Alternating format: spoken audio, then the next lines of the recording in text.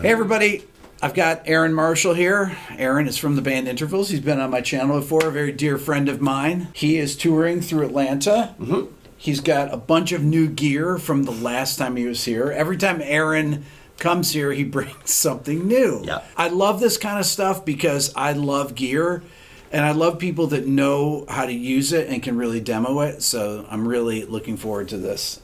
Sweet. Aaron, I'm going to do talk my to best. me. Yeah. Talk to me. Tell me about the guitar first. Yeah, so everything since I've been here last is completely different, but that's, I'd say that's the most on brand I could be. That's totally on brand for you. Show up with everything different. Right. So over the course of our time off, yep. Some opportunities have presented themselves, and one of them is sitting right here, and this is what's come to fruition mainly over the last year. But Adam at Schecter approached me at the beginning of 2021 to talk about the prospect of fully realizing a model that could be something reliable and consistent for me and available for everybody. So this is really exciting. We're not reinventing the wheel here, so to speak, but the idea for the inaugural release of this instrument was to do something that is attainable. I think a lot of the time with signature products or things, that's right. It's like a Lamborghini or something, and it's not for everybody. So we wanted to start with something that you could drive off the lot. You know what I mean? Basswood body, Wenge neck, ebony fingerboard, a real Goto 510, Japanese Goto 510 with a steel block, and real hip shot hardware. So the hardware was non-negotiable. I think that in 2021, or even in the last 3-4 years, import guitars have become amazing. Absolutely, no question about it. People, honestly, people don't even really think about that anymore. I don't think so either. And we were in LA last week, and Tosin came to check the guitars out and stuff. We were hanging out in the green room, and that was basically the comment that he made was like, just hand me a guitar. It doesn't really matter anymore. It does to an extent. But some of the things that mattered the most to me when it comes to an instrument like this are the points of contact and the things that you interface with the most. So the trem is where I needed to not only function, not that I use it like crazy, and we do go for a vintage 2-point style. It's not like I'm doing like dime bag style dive bombs or anything. But I needed to be reliable. I needed to flutter the way I want to, and I needed to feel confident in the hand. The bar size needs to be correct. The ability to adjust the bar needs to be correct. So no imitation hardware. This is a real Goto 510, which has been one of the most consistent things that I've used on 6-string guitars in the last 5, 6, 7 years. Mm-hmm. And other than that, these are Schecter USA custom shot pickups. Okay. It's been trial by fire because I started the tour with different guitars. There's some delays and things happening on planet Earth, and these were supposed to be ready before we left, and in true Intervals fashion, everything's happening all at the same time. Okay, so stainless steel frets, right? Yeah, stainless steel frets, also a non-negotiable. Yep. Tall, jumbo stainless steel frets, so it gives you that... Fretwork looks great on it. Perfect, gives you that premium feel to it. And again, this is where you're going to be deceived with it being an import guitar, is, it's a quarter-sawn Wenge neck. Yep. There's no, multi-lam or anything like that. And it just feels really, really stable and rugged. It's also got carbon fiber reinforcement, because we are used to touring with guitars that have like roasted maple necks.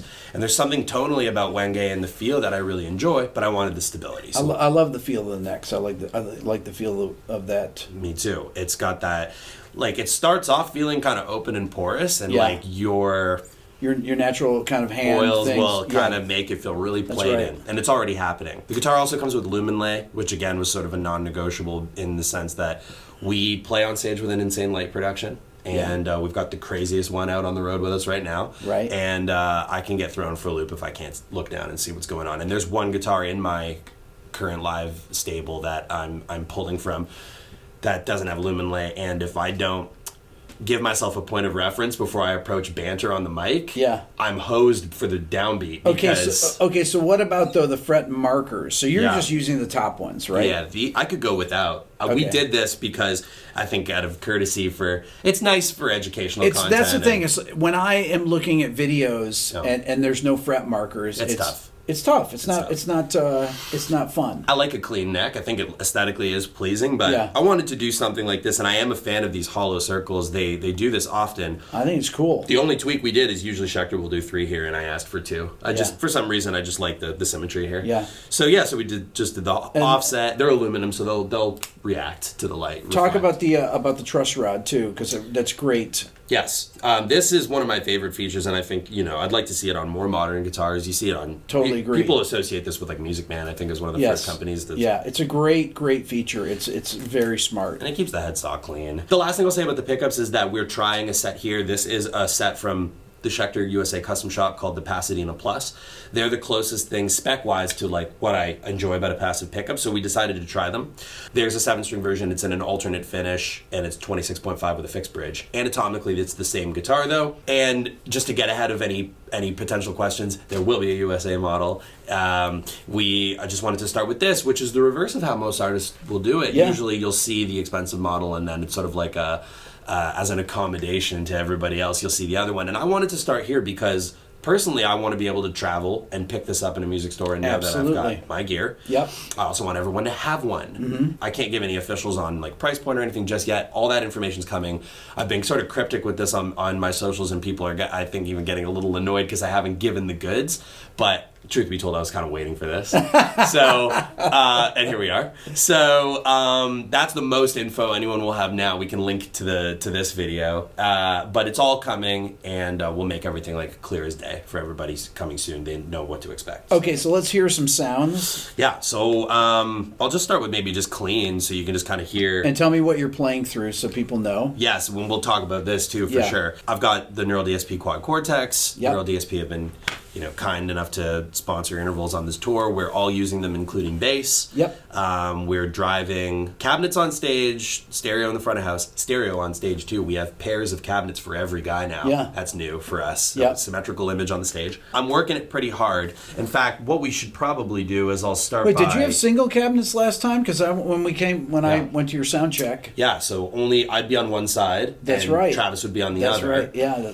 And what we've done is something we've wanted to do for a long time is stereo pairs so that they represent the image in the house. Right. And you get guitar from every person no matter where you are in the house. Now, are they getting the delays in stereo is actually in stereo? Yes. Okay. And modulation. Okay. So when I go and wide. your in-ears are giving it to you in stereo anyway, so it doesn't 100%. matter where you are. Including the drum image. We have 32 inputs of stereo. Yeah. So but anybody that's in the front row is actually hearing amp sounds. They're not just hearing a dead stage with a drummer, right? Yes, and if you go to YouTube and you watch any of the live videos from this tour, that's the thing that you're going to notice the most. And when we're listening back for cell phone audio, we're really curious. My front of house engineer is always asking, he'll hear a video and he'll go, where are they standing?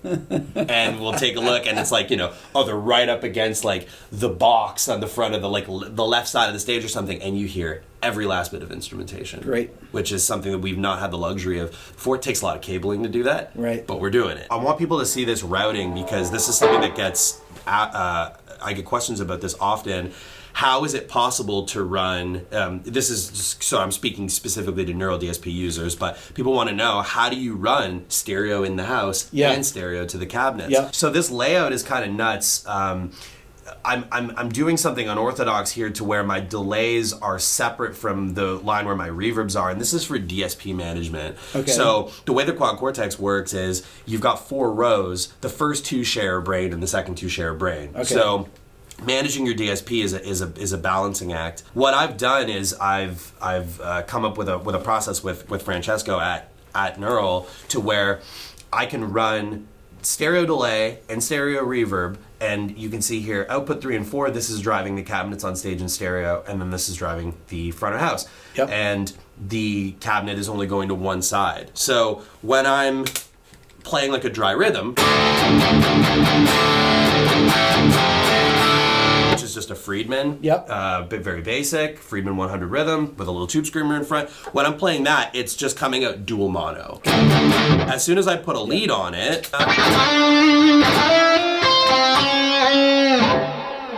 you'll hear that image. Yeah. And that's because the wet effects are after the IR in stereo. And I'm using modulation. You feel all this on the stage and in the house, which is excellent. The overview on this rig is basically I wanted to have the Quad Cortex and all the things that it can do, and I'm working it pretty hard. I'm only using captures on the 7-string songs. Everything else is native to the unit. A lot of people ask about that. What do you mean by captures? What is that? So the unit has the ability to capture, if you guys are familiar with the Kemper. Yeah, it has capture like an EQ profile or whatever. Essentially a snapshot of an amp or a given rig printed down into like a I don't want to say two-dimensional, but a flatter format that allows you to. Yeah. Right. So the difference with the neural stuff is that it is reactive to impedance, so it definitely is sensitive to volume. It's amazing, even on the capture. Pretty amazing. Yeah. And it allows you to basically take a combination, like an aggregate of gear, and capture it, or capture the individual elements. Yeah. Capture the amp, capture an overdrive or whatever. So we're using a capture for the 7-string stuff to get a very specific, tight sound. Here, though, I need flexibility on all these sounds. And the way that I do my show is I have 1 program per song and 8 scenes per song, per program. And there's a step through to go to each song, and then you can change the sounds you need for that song. So I can bank up and down through the show, and I can see here, I just visually give myself gaps for the stuff that I don't need to know about. However, I'm not concerned with any of this during the show because it's all MIDI automated from like it was before. Yeah, so this thing's dancing. Okay, so Aaron he's one of the first people that I've seen that really had this together. So his MIDI is controlled, everything is controlled via MIDI and does all the scene changes for the whole set. Do you have to do anything when it goes into a solo? Does it know how to do that? Does it change everything? Everything is completely set. The show I can't believe that you sit around and program all that stuff. I mean, it's painstaking. You're pretty obsessive compulsive about this stuff. Oh, I sure am. I sure am. Yeah. So a lot of the moves are preset. Maybe there's 1 or 2 moments throughout the show where I have to call an audible on it. Yeah. But it's, for the most part, we are recreating albums live. If you're calling an audible, though, if you change something, right? Yeah. What? Then you're just relying on the next MIDI message to take you to where you need to go from there. Got it. So I've only got a small gap to work with. Right. For example, Tom from Thank You Scientist is joining us on stage during Epiphany every night, and until we got Tom on stage at pre-production and tried it out, I was taking a solo there, and I didn't tweak the MIDI, so it's the one part in the show where every night when he starts, I just walk over and hit rhythm. Rhythm's always top left. I can do it with my eyes closed. And that defeats whatever is programmed there. And until the next song comes up and sends MIDI at the unit, I'm safe to live there. Okay. So I can do some stuff like that on the fly, but the next MIDI message will kick me over to where I need to be. Got it. Which means I can stand on a kick drum, or I can go somewhere and the show's going to keep going. No, it's great. It is great. So this is gig view. The cool thing about the Quad Cortex is the haptics and the behaviors are very Apple-esque. Yeah. I don't know if I can say that, but you know what I mean, right? It's it's very much with swipe gestures and things of that nature. Yeah. It's amazing. And this is what we see on stage. I don't need to see my layout. I just want to know that I can see the LEDs moving and I can see things bouncing around and I know where I'm at. This is in scene view. You can have stomp view or preset view, but we just do it in scenes. Program changes take you to the next song. Continuous controllers take you to the scenes within each program. So that's the workflow. And then also you'll notice if I reload this preset, for example, you'll see the microcosms actually talking as well. So I'm sending outbound MIDI per scene. So that has a MIDI, so you have MIDI going into that? Okay. And it's the only one that I'm sending MIDI to, but what it allows me to do is load various algorithms from microcosm. So we'll start to head in that direction now. Basically, the hologram microcosm is a granular micro looper. Yep. So it's not like people see it next to a Big Sky or a timeline and they think, oh, it's just another one of these multi-effects gizmos. This is a very very unique unit. You have these different sections: micro loop, glitch, granule, multi-delay, and then inside them are the different algorithms in each one. I love the way this unit behaves, by the way. The lights tell you where you are. Also, if I push the encoder, it tells me whether or not that algorithm plays forwards or backwards. Wow. So you have 88 different algorithms because there's 44 forwards and then another 44 backwards. Okay. So I'll give you an example of how I'm using it. At the beginning of the song Lunatic, I'm not sending it tempo information, so I tempoed in what I needed for the groove. Okay. And it's all saved down in the preset. Yep. But when the song starts, there's sort of this lo-fi thing that I'm doing, and I've got it set to interrupt. You can kind of hear the noises doing something there. Yeah. So if I play the part...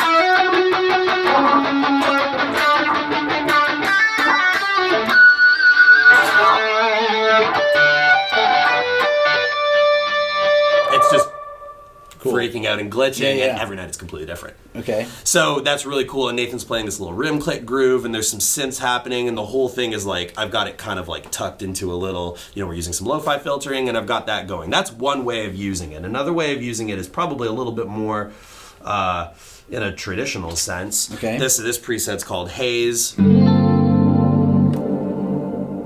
which just gives us a cloud. right? And it's different though than a regular reverb. There is some reverb on there as well, but you can sort of feel, right?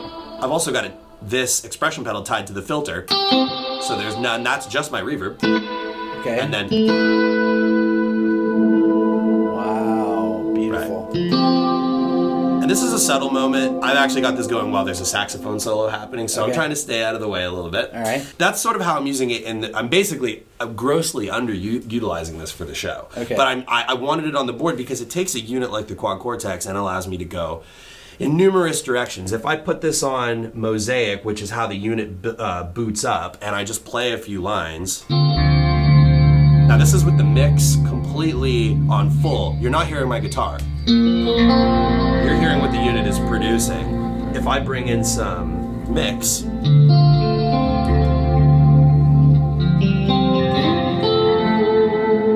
at any point, oh, that sounds great. we can loop.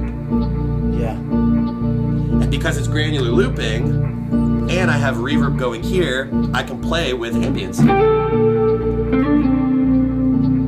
Beautiful.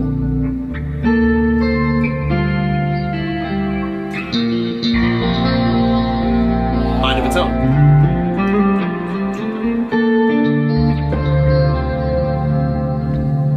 And I have the ability to filter it too, and I can pull it out, maybe play some phrases, do something else, and at will, we can bring that back as well. Nice. Pretty nice. Yeah. So really enjoying that, and that's there's hours of demos on this. We're not going to take up all the time talking about the microcosm, but it's an invaluable tool for creating things. I think where this unit really shines, and I intend to use it, is for long format recordings in studio, 10-15 minutes of just tracking like you are now. Yeah.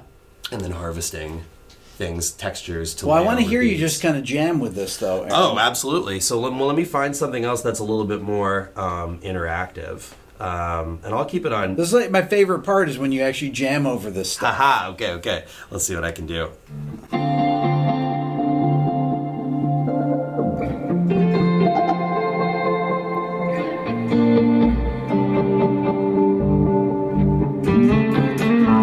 Nice.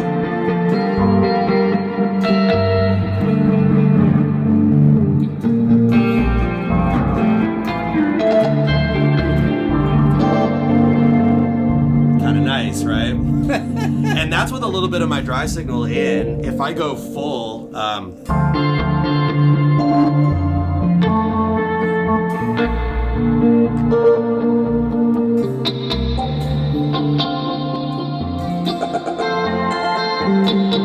it's amazing what it's doing, right? Beautiful.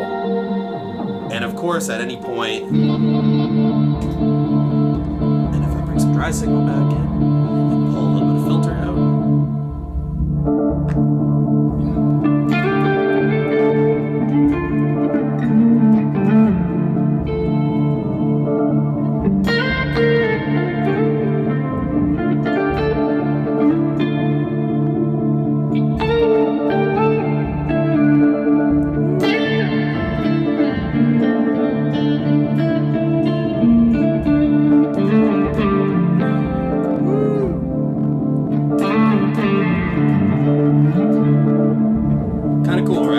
Basically grabbing pieces of audio and just applying like multi-plugin processes to each individual piece of granular audio that it's capturing. So yeah, it's hard to get your head around. Okay, well, give me an example of something that you'll play, like a tune that you'll use these on. So in the show, like I said, I'm grossly underutilizing this. Like I said, I've got this going for during a sax solo. So I'm able to, let's give you some gain here. And this is just set up to be, like I said, it's like a haze. Yeah. So it's just going to give me a pad. Beautiful.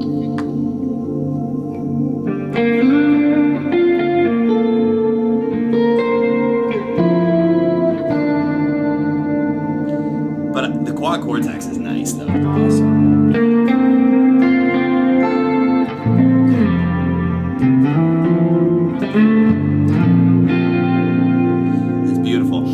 at the end of the day, what you're hearing here, the majority of this, other than that little pad, is all happening here. And it's a good moment to sing the praises of the Neural DSP. Have you spent much time with yours? Of course. Yeah. Yeah. Yeah, it's incredible. I've used other modelers for a decade. Yep. And there's a lot going on here that I really, really appreciate. You were using other modelers last time you were here. Yeah, absolutely. I mean, and that was, the other modeler that I was using, and no shade to any other companies. No. Everybody makes great gear. Yeah. This is just something new that we're trying, and I will say that, the workflow is different, but I really appreciate a lot of the, the ability to do... to interface with the front of the amp in a way that's true to the real world version. Like when I play that JCM 800 or that Bogner, like I've had the luxury of playing those amps. I know that it feels pretty accurate. Right. I want to show you something else that is really amazing. I have those amps, Aaron, right behind you. Of course you do. Right? And you can wholeheartedly say that. But the something like the polyoctaver.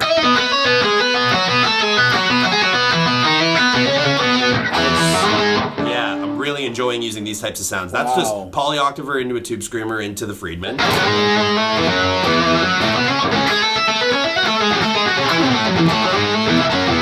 And it will go forward.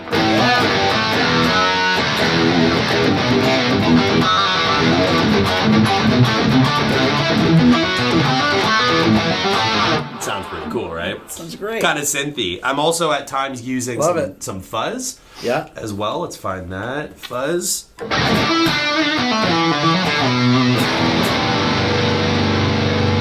of spatty fuzziness.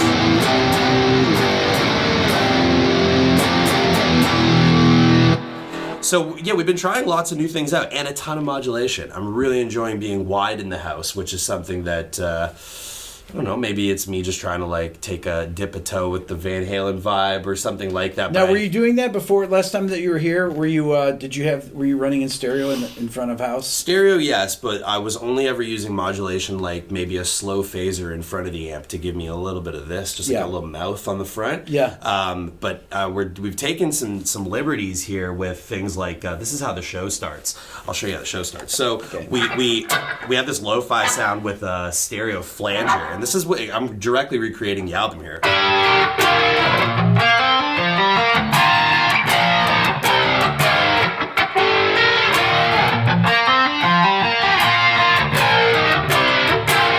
So it's got that trashy short plate and that slow phase on the back end. And you can see it here. It's on the cabinets and in the house. And then we kick right over into this modulator.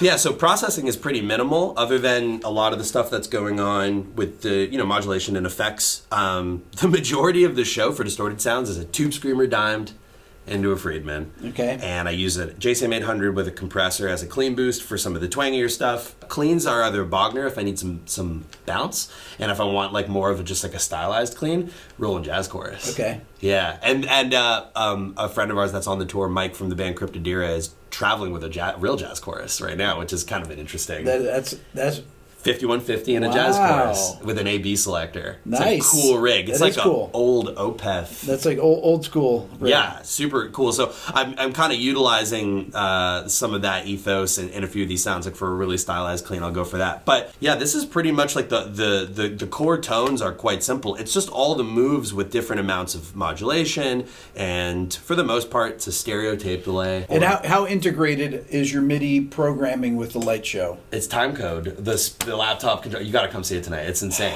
Of course. So everything is always.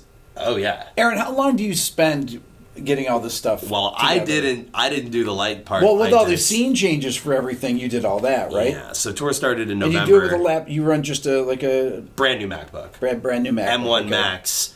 Yeah, which they're incredible. And what are you running? Do you have Pro Tools on or Logic? Logic. Okay. Yeah. I use Logic, and we worked that session pretty hard. I had 222 live audio channels with plugins and. Okay, wait. So when you're doing the changes, so you'll have a click, right? And you'll have you have to figure out what the sections are, right? Do you have them mapped in Logic? So there's a really easy process for this. I've been doing it for a long time, and I've got it down to where I'm trying to annoy myself the least by Right. doing this. It's very tedious. Yeah. But what I do is when I build the show, Yep. I build the set with MP3s of the. I just use the. Okay, so you'll put the MP3s in Logic. Yep. And just make it easy. Then that makes it so much easier. Then you know where the sections are. Because you open, so what you do is you open the event list on the side. Yep. And then what you do is you just set it to whatever it is that you're trying to do, program change or CC. Yeah. And then as the playhead lands on that spot of the grid, Does it matter? Do you even need to be in a tempo or no? If you're doing it that way? I'm pretty OCD, so course everything you is do. mapped. Yeah.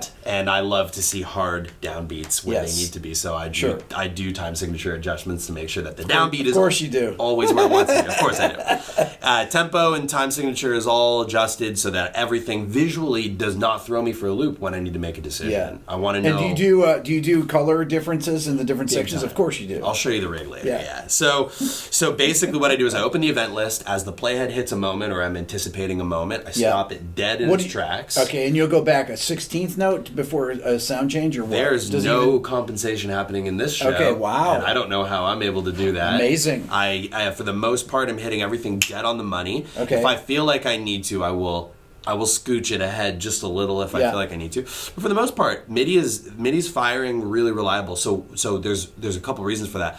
The new M1 Max are fast. Yeah. These new computers are no joke, and we're spoiled to have them. Yeah. 2, we upgraded our live infrastructure to an iConnectivity rig, which is I believe the gold standard for playback now. I have a half rack audio interface that connects Ethernet to a MIDI interface.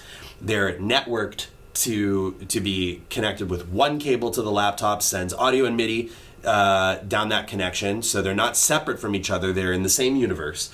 And then what we do is MIDI cables, long MIDI runs will have latency. Yes. So what we do is we have MIDI to XLR adapters that hang out of either side. One hangs out of this side of the rig, the other hangs out of the MIDI interface, and we just use XLR cables. And for some reason you don't get loss or latency with an XLR. Yeah. A lot of guys say, hey, you can't send MIDI down XLR, but you can because only 3 of the pins in the 5-pin MIDI are what is actually applicable for anything I'm sending. Yeah. So you can literally sever a MIDI cable and solder it to the end of an XLR and to create these adapters. And when we travel internationally, I don't have to have 50 feet of cable in the suitcase. I just ask the house for an XLR. So that's what we're doing is we just loom it down that way, and everything works perfectly on that front. And yeah, lights are set up to time code. We hit the space bar and the whole rig goes. And that's it. Goes through the set. Yeah, we can pause it too, and we have scenes set up to and where. And who's doing it? Who's controlling it? My Lord and Savior Jonathan Recksteiner, who's my guitar tech, stage manager, overall just guru. But he has to really be paying attention, though. Yeah, John's very switched on. He's not only cleaning and preparing guitars for guitar change, he's monitoring the laptop, and he's got an iPad going monitoring our ears, listening for anything. And if anyone gets belligerent in the house, he's also the guy to take care of it because security's been a little lax on this tour. So if we got a crowd surfer coming, like last night in Tampa. What, crowd surfer came on stage? Or no? We had multiple inbound towards the rigs, and John's got or we had a guy pull the XLR out of front of Travis's rig in Minneapolis, and when John went to go fix it, that guy gave John a shove, and then John had to deal with him, and we could stay. Yeah. Stuff is going on. People are rowdy to be back at shows, and it feels really good. Man. And that's, we've been having the best time on this tour, honestly. Like, charisma's at an all-time high within our camp and within the house. So, it feels really good to be back and to be doing it. In true Intervals fashion, I threw the crew for a loop and changed every facet of the rig. So, brand new rig here, brand new rigs here. But things feel the most consistent and, dialed in now. We're halfway through this tour now, and things feel good. So cool. Yeah, I like that you're able to bring this. I mean, with your old rig, you couldn't really. It was racked. You couldn't bring it around. This is great that it's on the floor, right? You agree with that, right? I do agree with that, and this is why I am excited about this. Is because the old rig, we had the rack version, and then we had the B rig for international stuff, and my tones were always just a little different on both. Whereas here, I can fly this rig to Asia, or I can bring it here and have it be traveling in a nice big Pelican, protected in the trailer, and it comes out clean like this every day. I should also take the opportunity to thank Cass Bittner at Temple Audio in Saskatchewan. They're a Canadian company. They make these boards, which a lot of people, and I'm sure a lot of your viewers know about Temple Audio. They have a system for mounting pedals to these boards. They make these boards. Great. Cass built the rig for me. I was in a really tight time frame. He rigged it up with these nice EBS cables. Also, a big shout out to Kurt at Red Panda for sending the Tensor over. We haven't talked about that yet, but I can show it off in a second. And the freak out I already had, this is just like a little live trick that I use for feedback, which is just it's a cheap way to do that. It's a must-have though for that big epic moment. Okay, do the Tensor. Let's see that. So the Tensor, the way I'm using it is, this is a dangerous pedal, and it's actually a liability on stage, because if I hit it and don't disengage it, this is what you get. Oh. So it's a tape machine that's latching, and I can play, larger selections of things. So it's just like a small little mini looper. It does a lot more than that. If I glitch out,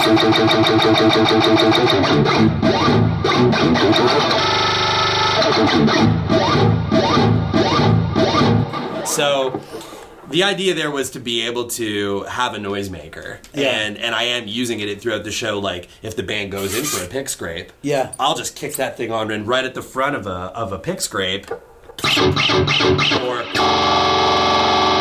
right. So then, and in stereo in the house, it sounds like chaos. Yeah, especially with the moments that it is chaos, and it's a liability, because if I don't get it on and off fast enough, we've had a few moments that I'm stuck there and I'm like trying to get it off. So it's interesting, and it's something that this area of the board could be like the audition section. Okay, we try different treats and things for various tours. But the Microcosm with the Quad Cortex is absolutely, it's a very simple setup, honestly, with a ton of options that I can go through. The last thing that I will mention, because people ask about this, and the thing that I learned with 2 years away from the stage and trying to get better with dialing in tones, that the most important part, and this goes for real life, it also goes for the modeler, is the impulse response. The speaker is everything.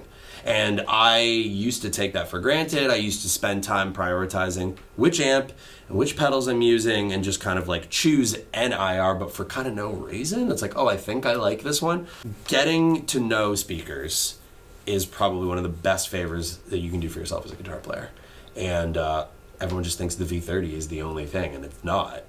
However, right? It's, but they're probably, the majority of those things probably have V30s. Maybe some greenbacks. I got tons of greenbacks, so I've good collection. So. I got everything. Of course you do. And a lot of the problem. The vintage 30s, I have vintage 30s in a Mesa cabinet, in an Orange cabinet, in a Marshall, and they all sound totally different. Of course they do. Because of the cabinet construction. And the era of the speaker. This is the rabbit hole with things like this. Like, is it a UK V30? Is it a Chinese V30? What era is it from? It's always a UK V30. Yes. So the thing they're all old V30. I mean, a lot of these cabinets I've had forever. Yeah. So GGD, which is Get Good Drums, and it's Nolly is an expert at impulse responses. He's been doing it for a long time now. And his Cali oversized suite this is a brand new plugin from GGD, is, I'd say, his crown jewel. Nolly actually mixed the very first Intervals EP like 11 years ago.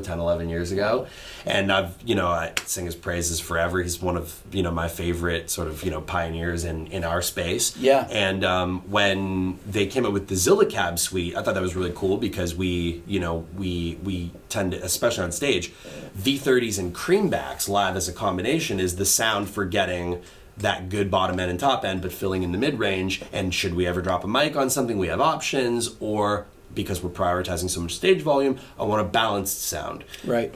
So that's what we do live, and that's what's in that plugin. So for me, I really like that. But they went to another level with the Cali Oversize. It's basically the entire lineage of the V30 and the best Mesa enclosures from like the, I don't know, maybe like 90s all the way through until modern speakers now. So what I did was I exported the sweet spot of a 57 on every speaker type from the plugin and created a mini library of IRs here, where I know which V30 on which speaker I'm getting, and I know that it's the 57 on the sweet spot. You are a nerd.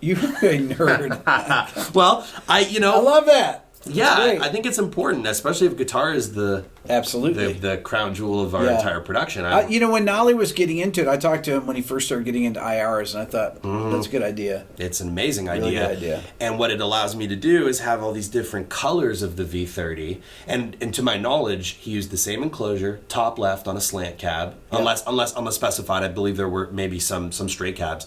But I listened to him talk about the ethos and the approach behind this plugin, and it made so much sense to me because, when you start clicking around through folders of impulse responses, you don't know what's what after you listen to the second one. That's right. So, because the EQ curves are so drastic, being able to select very purpose-built IRs, and I love the way he even named them because it allows me to think so my rhythms are all the up front, which is, to my knowledge, it's the most mid-balanced one, top left in a slanted cab, gives you a really true read on what that speaker is kicking out. It's sweet to the ear, the mids are balanced, but then there's thick and detailed and guttural and all these things where I know what I'm getting from it and I can feel the response. So there's some that sound good with the JCM 800. There's some that sound more balanced and thick and full response with the Friedman. So I just, gave myself 5 to choose from without going down the rabbit hole. I know that I'm going to like all of them. You pretty much can't mess this up. Right. Especially if you're working with, Nolly's done the work for us. Right. So, I really appreciate the ability to take that, export them, and bring them into this world. At the same time, I love all the other companies that make IRs. I have a bunch of the ML Sound Labs ones. Yeah. And there are different combinations of various speakers and things. And while I love a 160 blend with a 57, it gets in the way live. I think a 57 in the sweet spot on the right speaker is your front of house dream. The engineer, it's his dream to just have a good true read on a speaker. And I'm not muddy downstairs or anything. I'm out of the way of the kick drum. I'm out of the way of the bass. I'm sitting where I'm supposed to sit, and I get what I want from them. So this rig is sort of a collaborative endeavor between what Neural's doing and bringing in a little of the GGD world. And then, I started working on the show in June. Tour started in November. So you were asking how long it takes. Yeah. But also that was from, to shake a little of the nerves off from 23 months of no live music. Yeah. And the impending anxiety that came from that. And muscle memory and getting it all back. Because I'll be honest, I didn't maintain back catalog songs throughout the pandemic. But you did play, though, right? You did a ton of playing. I made a record. Made a record, that's made right. a record. And to me, it's always about application. I need a reason to do the thing. I have a hard time just sitting and playing and practicing in the abstract. Yeah. There was definitely a lot of time for that, and I did go down the rabbit hole with some stuff, but I need a reason to do the thing. So making the record gave me that focus, and it's nice to just emerge. I think we're exactly 2 years from the last time I was here. Yeah. Yeah, so it feels kind of like a dream sequence to emerge from. We escaped Canada, we made it to America, we're on the road, we're doing the thing, shows are at an all-time high, everything's at an all-time high. We came back with our biggest production to date, and I feel pretty good about it, and we're really applying these tools in a way that they're built to be applied. I see a lot of chatter online in forums and stuff, and a lot of people like to nitpick these things, and I don't see enough music made. There you go. And I'm sure you're with me on that. I'm totally with you on that. Yeah, so. Aaron. Yeah.